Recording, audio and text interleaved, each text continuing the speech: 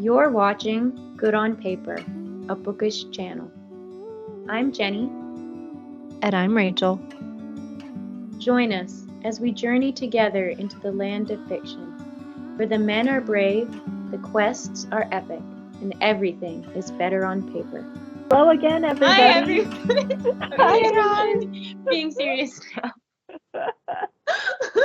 Oh, what a really professional intro that was. We're really good at. Yeah, hi, everybody. We are back. Yeah, so today we're going to be switching gears. Last week we talked a lot about books, and of course we kind of got into writing things. You just, like we were saying, you cannot take the storyteller out of the person.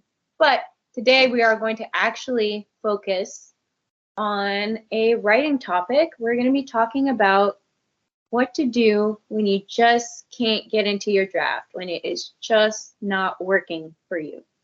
Yeah. And to clarify, we don't have solid solutions. We just have experiences to share.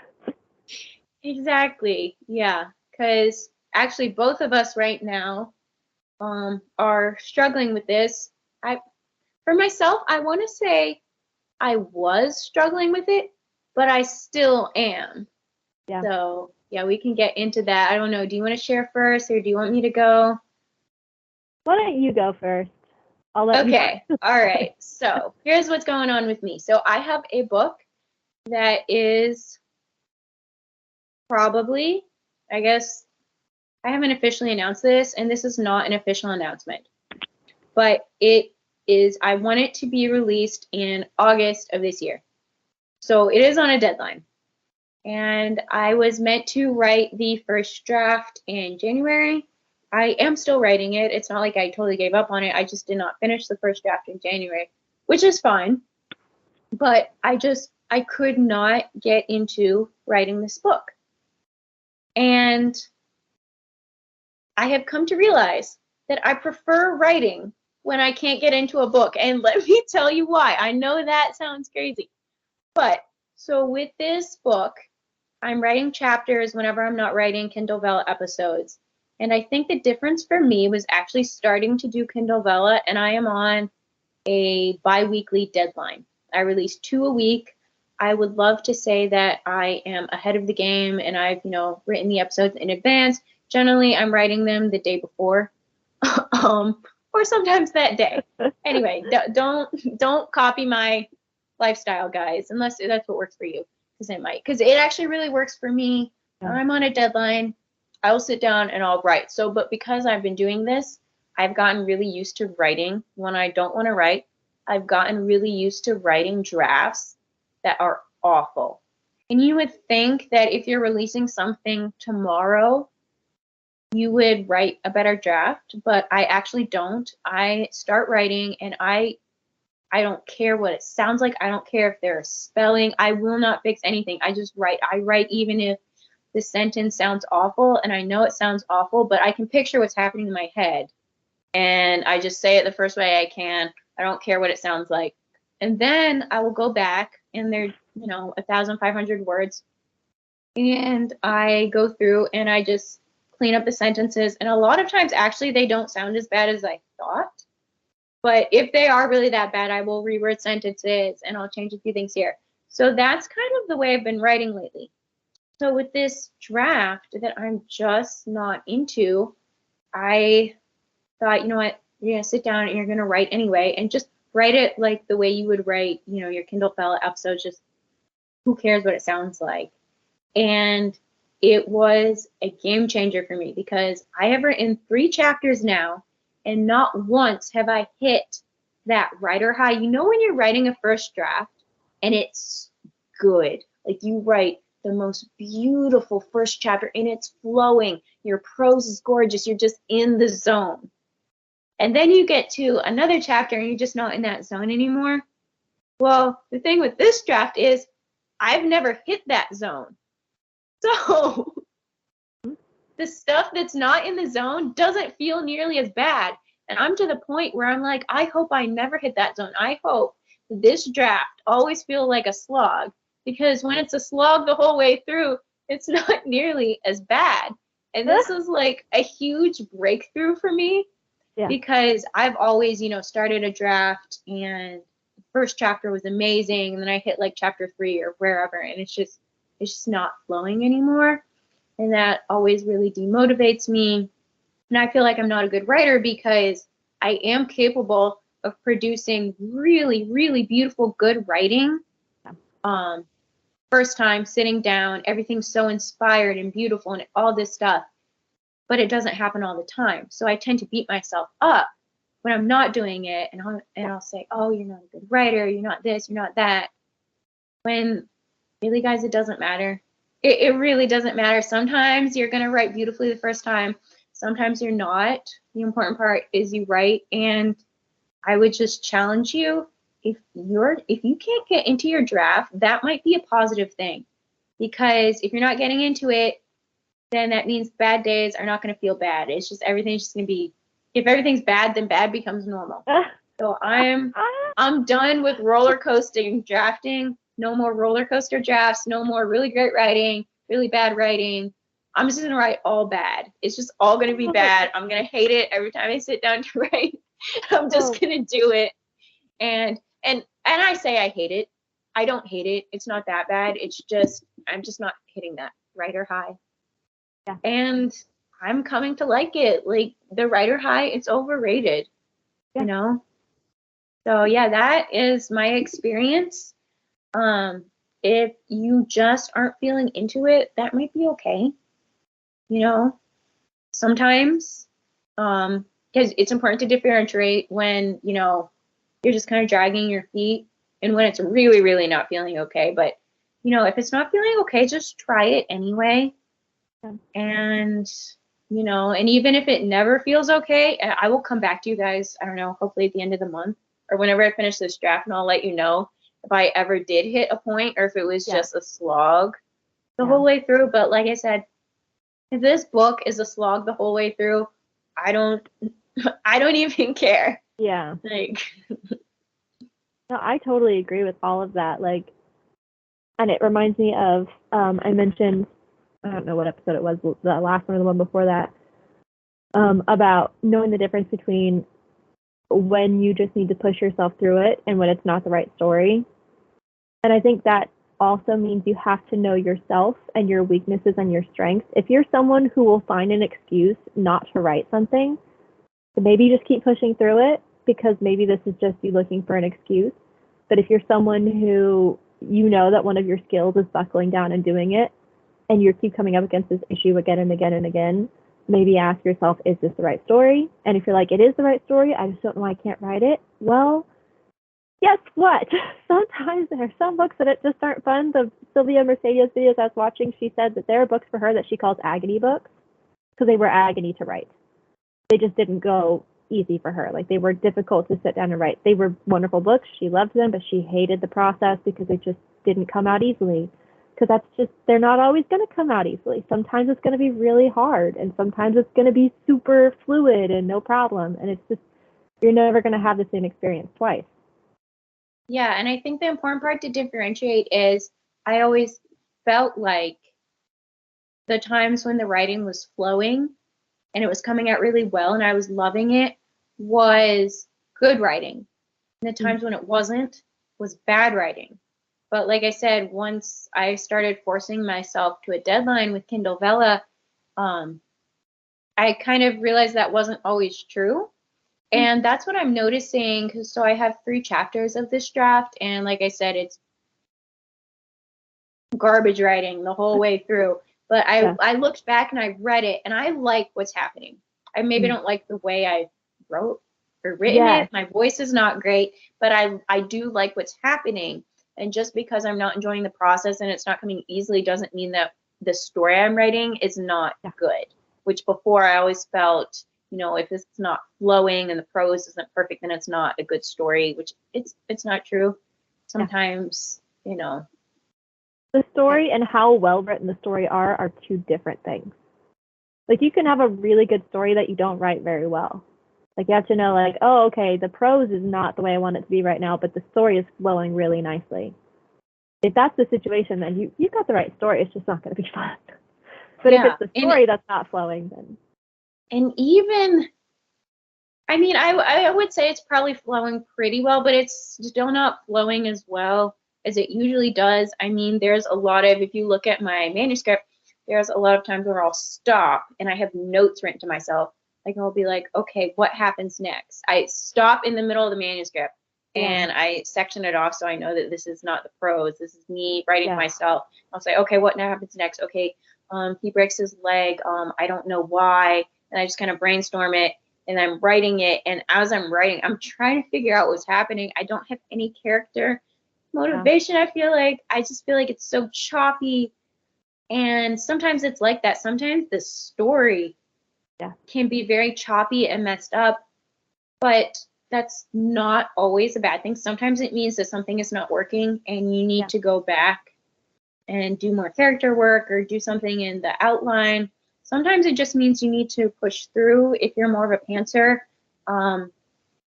you'll probably figure it out down the line. And then when you go to your next draft, you can make it flow seamlessly because now you know what's going on and you can put in the little foreshadowing so people aren't like, what? Well, you never told us about this character. Wait, you didn't. Well, it's because you didn't know that yet. As the writer, you didn't know that yet. You know, you can put that back in later if you need to. So, yeah, we really don't have answers. I'm sorry. I really don't. Sorry. I'm like, well, sometimes it's this, but sometimes it's this, and it could be this. But, you know, it also could be this. I don't know. I mean, I've had a similar experience, but also a different experience with this third book I was working on. I mean, and if any of you have followed me on Instagram at all, you'll know a little bit about it. I started outlining in December or November, I can't remember which. And then took a break from outlining because I was just burning myself out. And then ended up finishing the outline finally in like late December. And guys, I wish I could show it to you, which I guess I could, but it would give away too many things. I scheduled step by step by step exactly what needed to be finished for this book at exactly what dates, and like had it completely perfectly planned out, which is still not happening, by the way. That's not that's in the trash now. That's not real.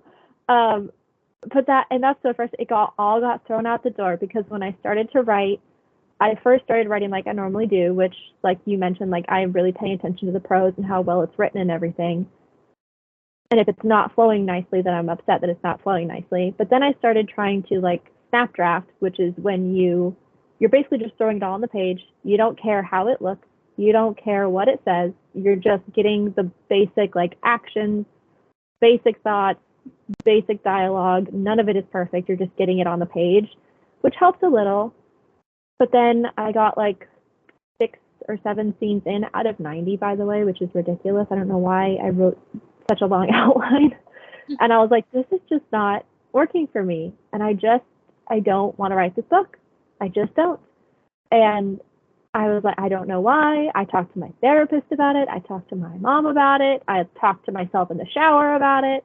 And like, I couldn't figure out what the problem was. And I still don't know that I totally know what the problem is. But I know that for me, I looked back at my first 2 books and thought, okay, originally this story, it's not basic because I made it too complicated. I don't know why. I just kept adding stuff thinking it needs to be more interesting. It's a bad idea because I can't remember anything that I plotted now. But the first 2 books are somewhat simple. Like it's basically about this girl and it's basically about her, you know, her friends and this found family. And by the time I get to the 3rd book, like my outline was so crazy and all of these really big things were happening and dark things were happening and all this stuff. And I'm like, this is so not in keeping with the tone of the original 2 books. And so then it was like, okay, we need to go back to the drawing board and figure out what needs to shift in order to fit with the tone of those first 2 books, which was hard because I knew I had to start over again, which I really didn't want to do. But something else I've also realized is that a lot of the time your first instincts are right. So it's not that everything you had planned is garbage. It's that maybe the execution or the tone or whatever, like certain things need to be changed. So I'm changing a lot in the new outline, but I'm also keeping a lot of like the basic concepts the same. because I still like a lot of those things. It's just they were heading in directions that didn't keep with the original 2 stories. So I think that's what's helping. I'm still not going to write it right now because it's just not the story for this month. But that helped a lot, was thinking about, did it keep in tone with the original thing that I really wanted to write? And no, it wasn't. And actually, you having that breakthrough is what got me to write those first 3 chapters of mine. Because so I had planned this in December, I think around the same time. Obviously, totally different book because it's a rom-com. But so I had planned it, and I had an outline. I did all like the backstory work, and I had my first scenes, and I tried to write these first scenes, and they just weren't working. And then you had posted on Instagram about you didn't think you were really a romance writer, like just a strict romance writer. You had said something about, I just like having that fantasy subplot like element, or like the romance is the subplot, or whatever it was. You just need both of those. And that's what clicked for me. I thought, oh my goodness, because so mine is a fantasy rom-com. I realized I had basically put all my eggs in one basket, like the whole plot. I mean, not the whole plot, but too much of the plot was just on the romance. So I had the first scene, because I have it mapped out with all the the little beats. So we have the opening, and we have the inciting incident, and we have this, and we have that, and everything was hinging on the romance beats of the story. And that's why I couldn't write that beginning scene, because I was trying to show my character having problems. I was trying to show her having romantic problems, and I just couldn't write it. It wasn't working. And then I realized you need to have more of, the fantasy, their personal goals as part of the story. And that's when I realized, okay, I'm going to start her off having a problem with her baking, and he is having a problem with his career. And after that, it clicked. And I didn't even re-outline it. I just looked at my outline and I knew it was going to be different. Because it was just, I think, the first 2 scenes. I don't know that I'm really changing up. We'll see. I outline stuff, but I don't know how much I really. Sometimes I'm like, should I even outline? Because I don't know that I really use it all that much. I don't know if you can take the pantser out of me. But anyway, it doesn't matter. So I started writing it, and like I said, it has not been going amazingly.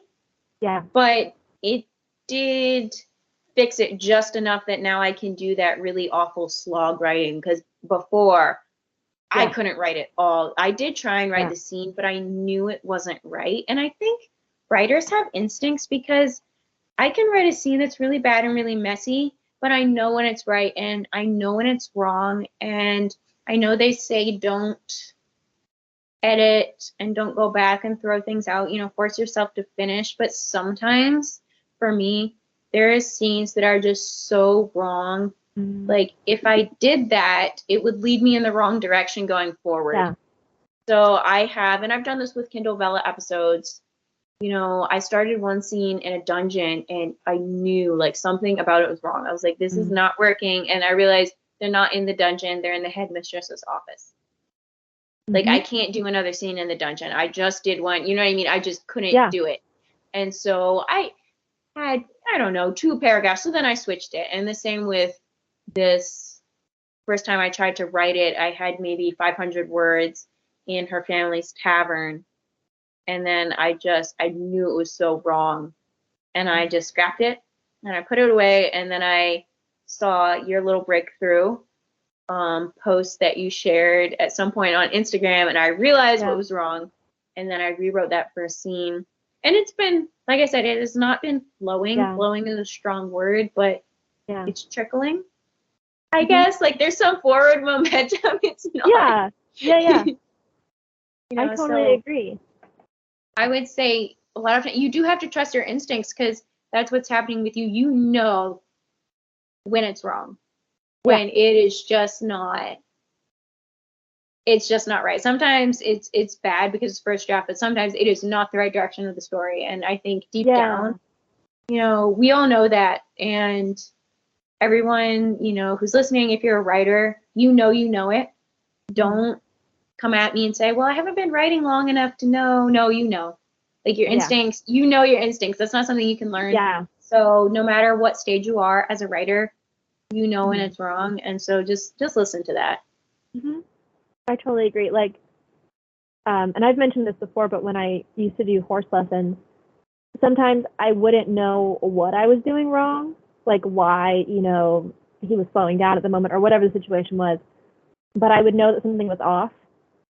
And so like I would tell my coach, I'd be like, this isn't quite right. And she's like, I haven't even taught you that yet, but because, you know, you're natural at it, you know that something's not right. You just don't know what it is. And that's with writing. You may not know how to fix it, but you know when something's off. And then sometimes they're like me, you don't want to go through the effort of trying to find the solution for it because that takes work. And so you just keep forcing yourself to write this thing that you know isn't working because you don't want to take the time to change it when you need to listen to your instinct and be like, okay, this scene, and like you said, it could be as easy as the location needs to change, you know, or this character shouldn't be in that scene or whatever the situation is. Like, listen to your instincts and be like, okay, this isn't working. Why isn't it working? And then make the changes necessary. And then also, something I learned from watching one of those videos from Sylvia Mercedes was she was talking about how there's no job in the entire world where you go to work every day and you feel passionate every day. No one ever feels that way in a job. It doesn't matter what job you do, doesn't matter if it's an artistic job or not. You will never feel passionate every single time you go to do that job. That's just not life. And she equated writing to a marriage. Like, yeah, there's passion in a marriage and there's all kinds of different, you know, emotions going on. But in those seasons of life when the passion fades for a while, you have this foundation to stand on because you didn't just need passion in order to have that, like, love. So, like, same with writing. Yes, it's a passionate job, but even when the passion isn't there, you still show up every day because there's still other things like tying you to doing this thing that you love so much. It's not just that you're passionate about it. It's all these other different aspects of it. And that's kind of, at the end of the day, it's kind of how it is, that you do just have to kind of show up even when you don't want to and struggle through and try and find the solutions that are going to make your story work for you, even when you don't know what the heck those solutions are going to be. Yeah. And figuring out something or re-outlining or free writing or brainstorming, that's still writing. Even if it doesn't, I know you have to get your word count, and that is really important, but it can feel frustrating when you know, okay, I'm going to write this amount of words every day. And if you have to take a day out of that to do some brainstorming or do whatever, it can feel disheartening because it puts you behind on your word count, but it's worth it. You know, sometimes you have to adapt and you have to take the time out of just like the grind part of writing to do some behind the scenes work. And you never know, like if you take that time on day 3 of writing your draft, you might hit, I don't know, day 22, and you might do 3 days of work in one because you really hit the groove. So don't feel bad for taking that time away from your word count to just kind of fix things behind the scenes, because it will probably serve you well later on. And I want to re-emphasize the point that Rachel made. A lot of times it's not something big. I'm serious. If you just take 5 minutes and brainstorm, you know, 3 sentences outside your draft, writing your draft like I do, I just will stop and I'll start writing to myself, okay, what's happening here? And something about that sentence just kind of relaxes me. And I just rewrite, maybe this, maybe that, whatever. You know, it might not even take you that long, and you might realize it's a simple fix. It's not going to take you the whole day. It's not going to take you a whole outline overhaul. And then just go back into the scene. You might have just had to remove a character or change the location or something. Like something just wasn't working for you. And you might not even know why. Like, if I look back now, I can tell you why I didn't want to write the dungeon scene. It was either I was sick of writing the dungeon scene because I'd just written one and it just wasn't interesting to me. Or it could have been my writer instincts was telling me that, first of all, you don't want to make it too boring for the reader, obviously. You know, I mean, if I'm bored writing the dungeon scene, that wasn't the direction. You know, the one character got in big trouble, but these characters weren't in as big trouble. And I know that is part of the plot, but in the moment, I wasn't considering that. And that's why the dungeon felt wrong, because it wasn't the same situation as the character who had gotten in trouble before. It needed to be a different situation because moving on down the plot turns out differently. And I obviously can't say more because spoilers, but this is Kindle Vella, so you'll find out in like 2 weeks what I'm talking about. But yeah, it didn't work in the dungeon. They needed to be in the headmistress's office. And even though I didn't know that, and even writing it, I didn't understand why that was wrong. Now I understand why they needed to be there. Even though as I was writing, it was just my instincts saying, no, this is wrong. I thought it was just me not wanting to write another dungeon scene. But looking back now, there's probably a deeper story reason for that that I see now, which is absolutely crazy to me how much writing takes place in your subconscious in these instinctual places.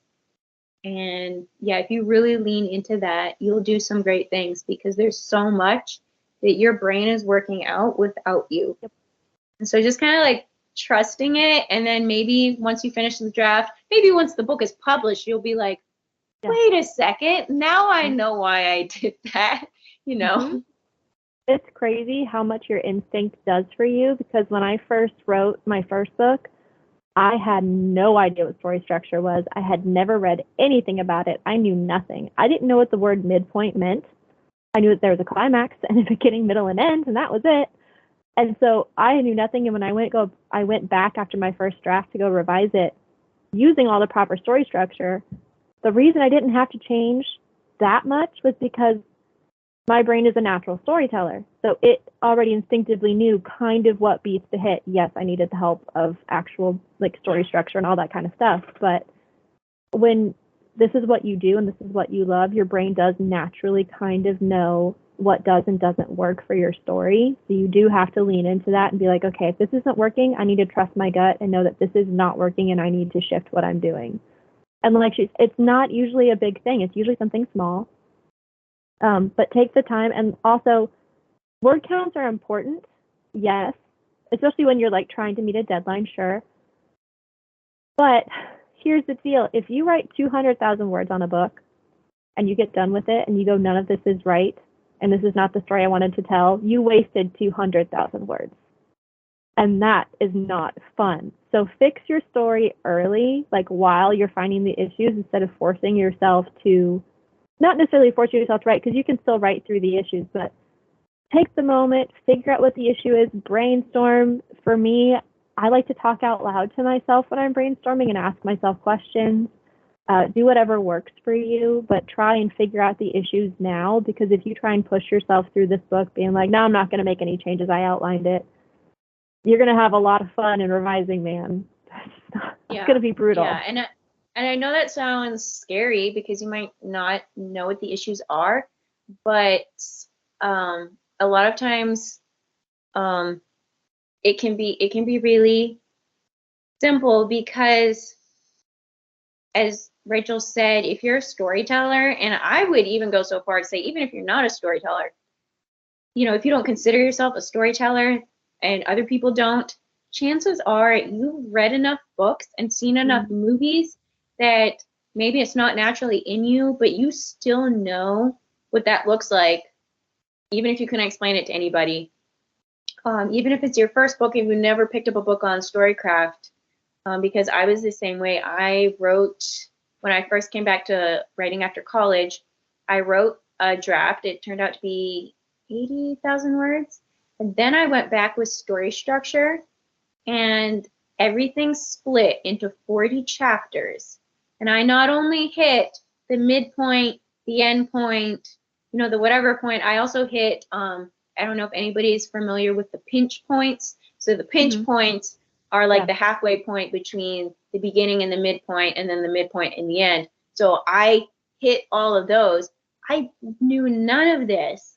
But what I did know is, as I was writing, I got near the end and I thought, you know, this ending needs to be more like Beauty and the Beast, like the Disney movie. And I couldn't describe it, but I just knew that she needed to go to, you know, the wolf man's lair, then I knew that the villagers had to come after her. Even though that wasn't the original plan, I thought they need this to happen and they need to have a big battle. And that's just how it needs to be. Yeah. It needs to be like Beauty and the Beast. And that was the kind of image feeling I had in my mind, like the ending of Beauty and the Beast. It needs to end like that. So when I went back with my knowledge of story structure, I realized what I was getting at is I needed to write the 5-step, what is that called? It's the save the cat thing. It's like the 5-point conflict, big showdown thing, you know. So that's Act 3, has 5 points to it. And me, never read Save the Cat before, I didn't know how to articulate that except as the way Beauty and the Beast ends. But I knew that's what it needed to be, so I changed it so that it was the way Beauty and the Beast ends, and I ended up writing that 5-step, 3-act finale. You know, so when we're talking about this, it might seem complicated, and you might feel like I need to learn more storycraft, and I need to read Save the Cat, and I need to read this and that and the other thing. And yeah, you should, and you can if you want to. It's definitely not going to hurt you, but even if you don't know that stuff, you will probably end up doing the right thing anyway. Yeah. Even if you're just like, needs to be more like Beauty and the Beast. Shh. You know, I mean. And I would say too, like when you're trying to figure out what's wrong with your story or why can't I write this story or why am I in a slump, what I did when I wasn't even sure where to start because I felt like everything was just wrong or off or whatever, I took sticky notes and I would write down the question and put it on my monitor, or you could put it on your whiteboard, your desk, whatever. Like, should these two characters be fighting at this moment? And I'd put it on, sticky note. Or should I move this moment over here? Should I nix this thing and not do this? I just put in all of my questions, all the things I thought it might be. And then once I had all of my questions there, I just looked at them all and I was like, okay, instinctually, what of these things is not true? Like, if I had written down, like for instance, I had written down, maybe this couple shouldn't be together right now. Maybe I should make it happen later. And I looked at that sticky note and I went, no, I like their relationship, I'm keeping it. And so I threw that sticky note away. And so then through the process of that, I would narrow it down to the actual problems that I felt like I did need to consider. Then it came to the issue of, what do I do with them? Like, how do I fix them? But that's between you and your story, because I don't know what your story is. But just like putting all of the things that it could be, and then narrowing it down from, no, those things are not it, to these things could be it. Now, how can I change these to make them work better? And then it's just about brainstorming. Yeah, that's a really good tip. Yeah, if you're really stuck, that is a great one because, like I say, you might not have an inkling. So then just start writing down absolutely everything you think could be it. Yeah. Or everything that you think, or even stuff that you think might not be it. You know what I mean? Because that's the thing, you really don't know. So just write, just write down whatever and just go through it. And then that will probably give you the clarity to see what is going on. And you have to fix it. But sometimes fixes are big. Sometimes they're really not as bad as you think they are. I mean, it depends on the story. You never know. I mean, I've had stories where I kept, like I was, the first story, well, when I was 17, I started writing a Snow White retelling, which was not my first book, but it was the first book I ever did this particular thing with, where I don't even think I finished it. I think I might have gotten halfway through it or something. And I was like, I just don't like it. I don't like where this is going. This isn't quite the story I wanted to tell. It doesn't have the right vibe. And so I started over.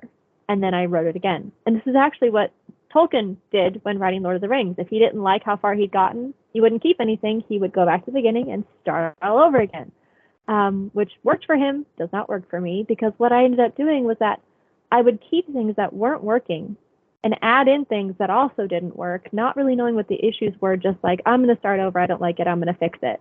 And so I'd start again, and I just went through with the same thing. And so actually, the reason I started writing Legends of Avalon was like, I need a new story. I've been working on the same story for like 6 years. I'm getting nowhere on it. I still don't like where it's at. So I'm going to start with something completely new that I don't have any relationship to, which was so much easier than trying to change a pre-existing story. But the thing about that was I wasn't asking myself the questions of what's working and what's not working.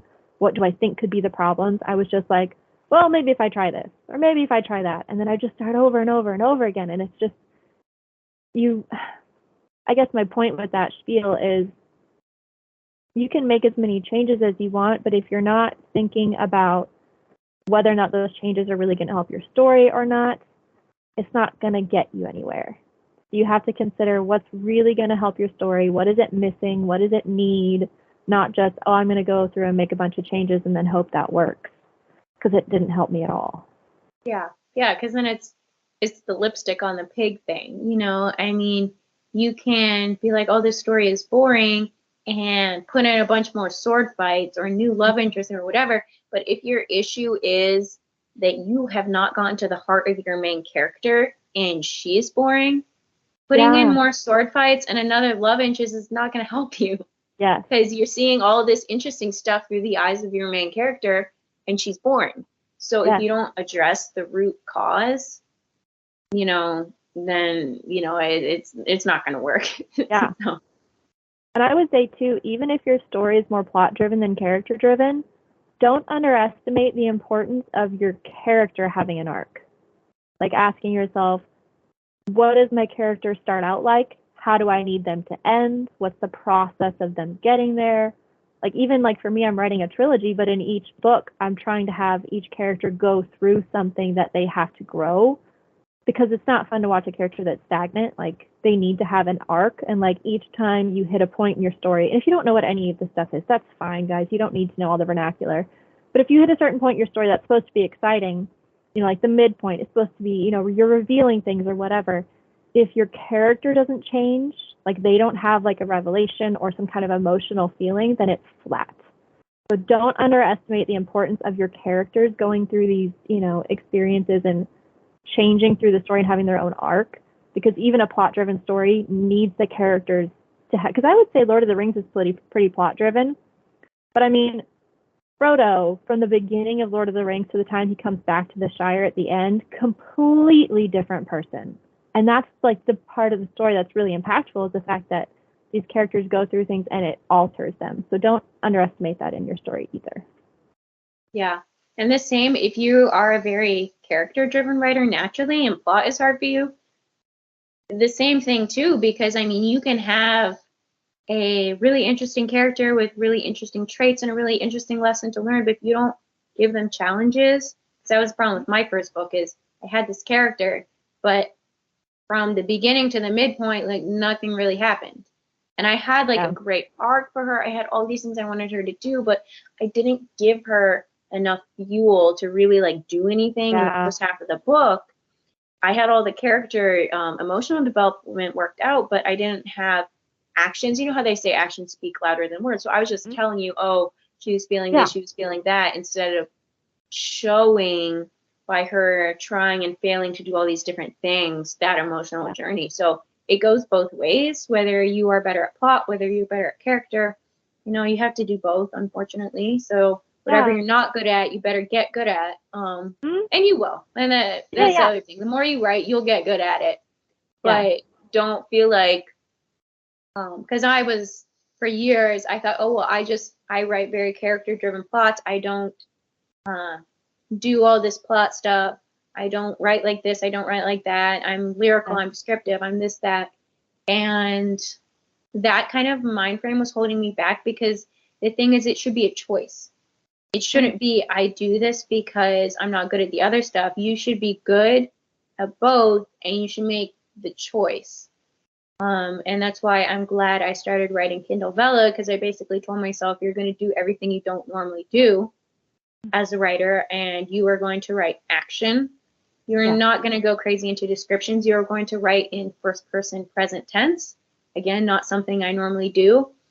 And I think that really strengthened me as a writer. I basically took everything I was bad at, and that's what I wrote instead. I wrote I wrote to my weaknesses rather than writing to my strengths.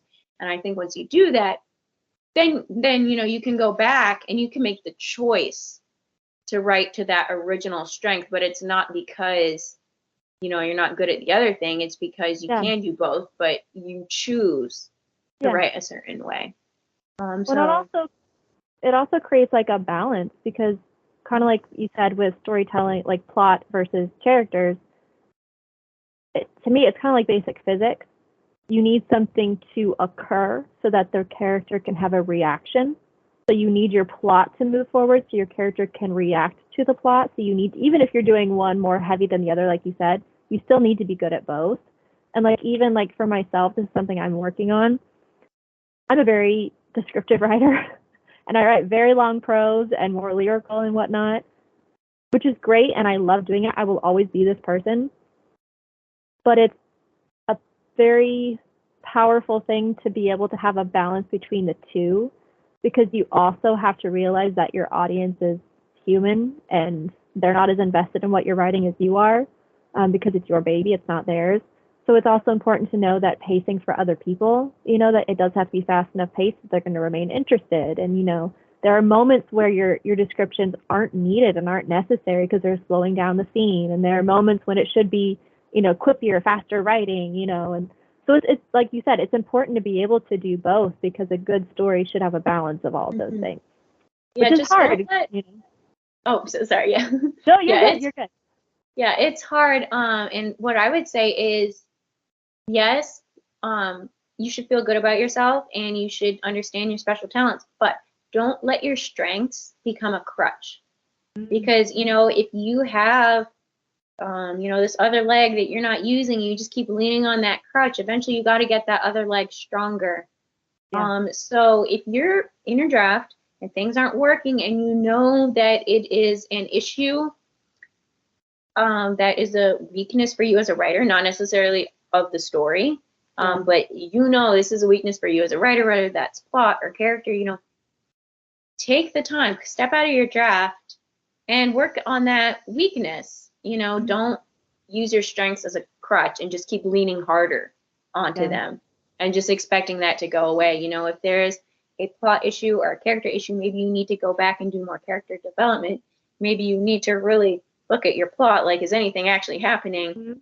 Don't be afraid to take that time, and don't think that makes you a bad writer, that you have to go back and work on something that it's maybe not like your strong point. Yeah. And also something that was said to me yesterday when I was watching one of my videos was, I think it was Kirsten Emma St. Clair that said it, that go back, and if you can't do it yourself, have a friend or family member do it, but if you're already published, go back and look at your reviews and make a list of all of the complimentary things and all of the negative things. And ask yourself, are these negative things valid? Like, not that, they're saying your writing is trashy, but if you have 10 people out of 50 complaining about the same thing, maybe there's some validity to that. And maybe, not that you need to throw everything out the window and be like, oh, I can't do this thing anymore, but maybe it just needs tweaked a little bit so that it's not so much. Like, for me, the number one thing people say about my writing is that it's too long. It's too long and I say too many things. And I hated reading that. It sucked. It hurts. But I also have to admit that it's true, because I don't have to write that way. Do I like to write that way? Yeah. But I don't have to write that way. And in some ways, I almost feel like it's a lazy way to write, because it's so easy for me to do, versus trying to be more selective about what needs to be said in the story versus, well, I just like to say all these things because it sounds really good to me. So making a list of the things that people haven't liked, even if you can't read the reviews yourself, have your friends do it or something for you, and just make a list of things like, these are the things that people didn't love. These are how many people who said that. And then ask yourself, is that true?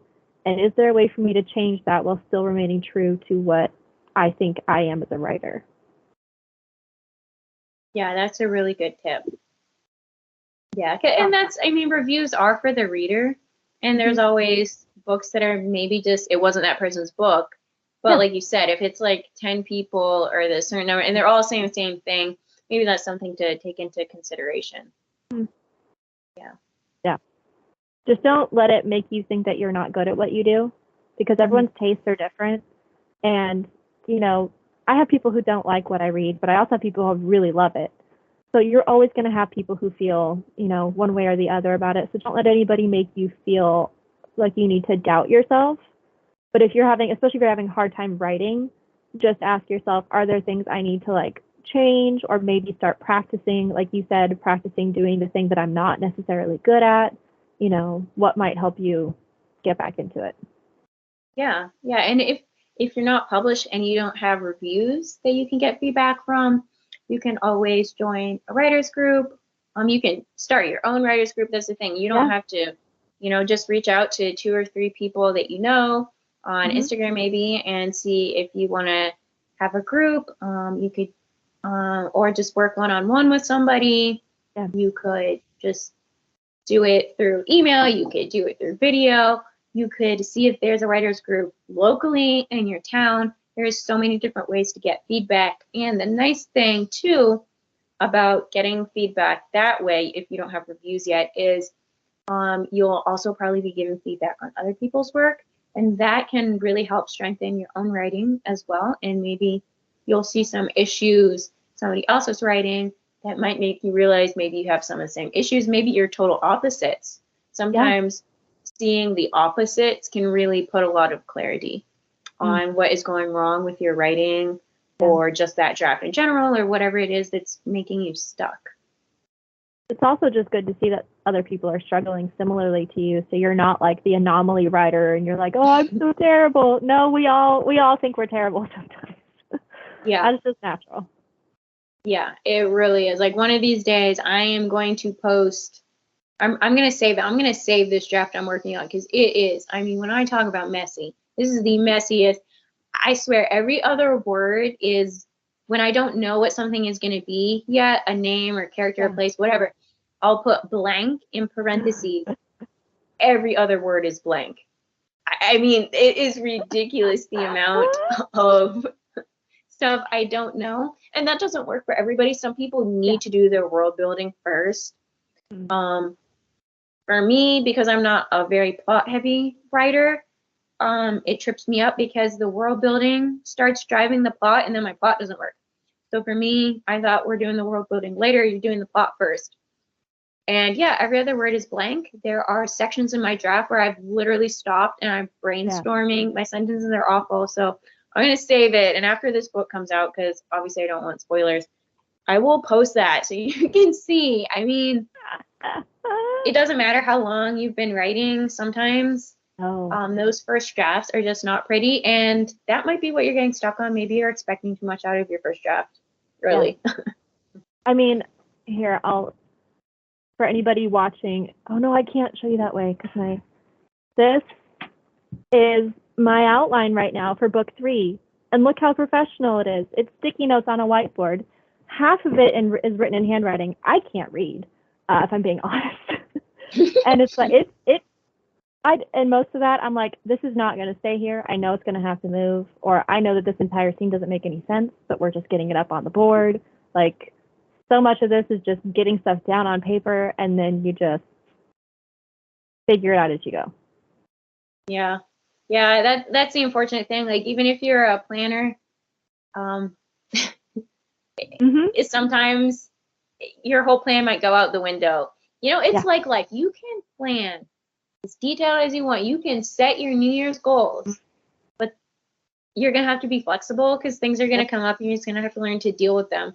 So your best bet is just to learn how to roll with the punches, writing wise, because they will come. But that's okay. Like, you're a writer. You've got this. You can handle it. And you're not alone. There's an entire community of us who are always on some sort of struggle bus. So. Yeah, writing is not pretty. No, it is. It's not what you dream it would be when you're little, but in some ways it's better, and in some ways it's worse. So. Yeah. So I feel like that was like the least helpful episode ever. We really did not give any solutions. Oh, I could have listened to all of our advice 3 years ago, and I still would have had to gone through it myself. You can hear something, but until you've experienced it yourself. So that's why the only way, I mean, you can read as many craft books as you want. You can listen to as many different people giving advice as you want. But the best way you are going to get better is by writing, and not necessarily writing. If you need to stop and brainstorm because your Mhm. actual writing isn't going so well. That's still writing. So Yeah. the way that you are going to get back into your draft is by either pushing through that draft or moving to another draft or brainstorming or doing some backstory work in your draft. That is the only thing that will fix it. And it all involves just keeping at writing. That's it. Like, that's all I have to say. Yep. I completely agree. If, keeping at it doesn't necessarily always mean you're getting in a certain 1,000 words a day. It just means that you're not giving up on that story. You're, trying to figure out what's not working or what you need to do differently or whatever. So there aren't really any answers. Just don't give up because it happens.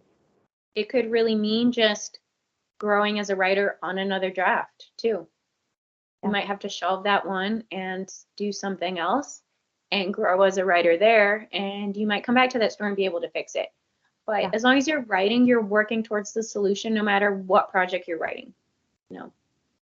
So true.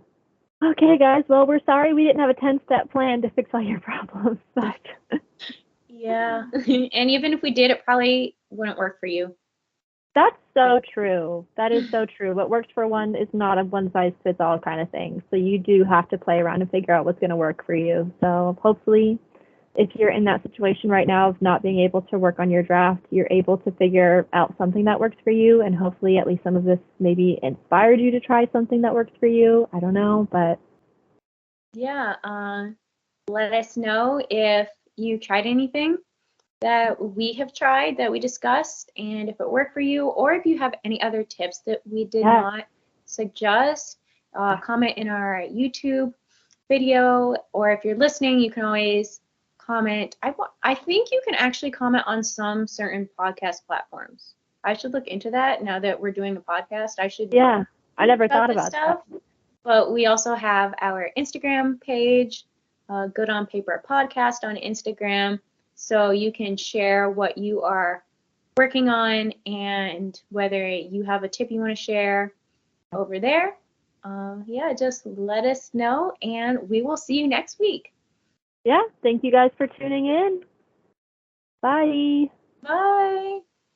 Hey guys, thanks so much for tuning in. We hope you enjoyed it, and tune in next week for another episode. We will see you in the future. Bye.